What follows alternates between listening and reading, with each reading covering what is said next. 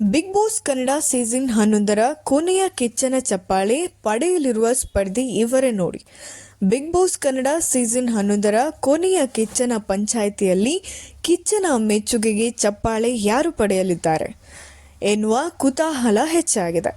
ಈ ವಾರ ಕಿಚ್ಚನ ಚಪ್ಪಾಳೆಯನ್ನು ಈ ವಾರವನ್ನು ಮಾತ್ರ ಪರಿಗಣಿಸಿ ಕೊಡುತ್ತಿಲ್ಲ, ಬದಲಾಗಿ ಇಡೀ ಸೀಸನ್ ಪರಿಗಣಿಸಿ ಕಿಚ್ಚನ ಮೆಚ್ಚುಗೆಗೆ ಚಪ್ಪಾಳೆ ಸಿಗಲಿದೆ. ಹೀಗಾಗಿ ವೀಕ್ಷಕರಲ್ಲಿ ಈ ಚಪ್ಪಾಳೆ ಯಾರಿಗೆ ಸಿಗಲಿದೆ ಎನ್ನುವ ಕುತೂಹಲ ಹೆಚ್ಚಾಗಿದೆ. ಹಾಗಾದರೆ ಈ ಚಪ್ಪಾಳೆಯನ್ನು ಪಡೆದುಕೊಳ್ಳುವ ಸ್ಪರ್ಧಿ ಯಾರು?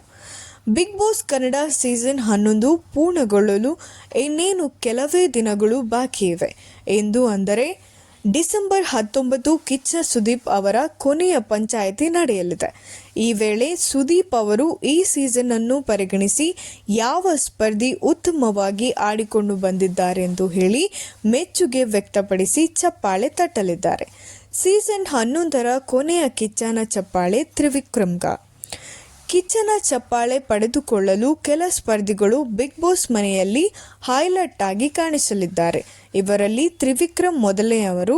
ತ್ರಿವಿಕ್ರಮ್ ಅವರು ಬಿಗ್ ಬಾಸ್ ಮನೆಯಲ್ಲಿ ಆರಂಭದಿಂದಲೂ ಕೆಲವೊಂದಷ್ಟು ವಿಷಯದಲ್ಲಿ ಸಾಕಷ್ಟು ತಾಳ್ಮೆ ತೆಗೆದುಕೊಂಡು ಆಡುತ್ತಿದ್ದಾರೆ. ಜೊತೆಗೆ ಬಿಗ್ ಬಾಸ್ ಮನೆಯಲ್ಲಿ ಕೆಲವೊಂದಷ್ಟು ವಿಷಯದಲ್ಲಿ ಇವರು ತಪ್ಪಾಗಿ ಮಾತನಾಡಿರುವುದು ಕೂಡ ಇದೆ.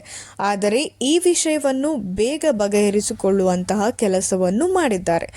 ಹಾಗೆಯೇ ಎಲ್ಲರೊಂದಿಗೆ ತ್ರಿವಿಕ್ರಮ್ ಚೆನ್ನಾಗಿ ಇರುವ ಪ್ರಯತ್ನ ಪಟ್ಟಿದ್ದಾರೆ. ಬಿಗ್ ಬಾಸ್ ಮನೆಯಲ್ಲಿ ಟ್ರೋಫಿ ಗೆಲ್ಲಲು ಏನು ಬೇಕೋ ಅದು ತ್ರಿವಿಕ್ರಮ್ ಮಾಡಿಕೊಂಡು ಬಂದಿದ್ದಾರೆ.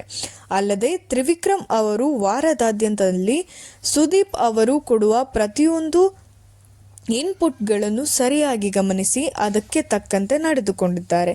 ಹೀಗಾಗಿ ತ್ರಿವಿಕ್ರಮ್ ಅವರಿಗೆ ತಾವು ಬಿಗ್ ಬಾಸ್ ಟ್ರೋಫಿ ವಿನ್ ಆಗಬೇಕು ಅಂತ ಬಂದಿರುವುದು ಗೊತ್ತು.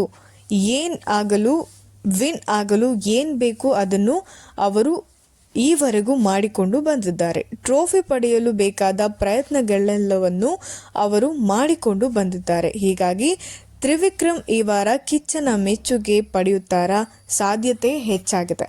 ಹಾಗೂ ಪಡೆಯುತ್ತಾರಾ ಇಲ್ಲವಾ ಕಾದು ನೋಡಬೇಕು. ಇದೇ ರೀತಿ ನಿರಂತರ ಸುದ್ದಿಗಾಗಿ ನೋಡ್ತಾ ಇರಿ ನಮ್ಮ ಚಾನಲ್. ಹಾಗೆ ಸಬ್ಸ್ಕ್ರೈಬ್ ಮಾಡ್ಕೊಳ್ಳಿ, ಲೈಕ್ ಮಾಡಿ, ಶೇರ್ ಮಾಡಿ, ಕಮೆಂಟ್ ಮಾಡಿ. Thank you so much.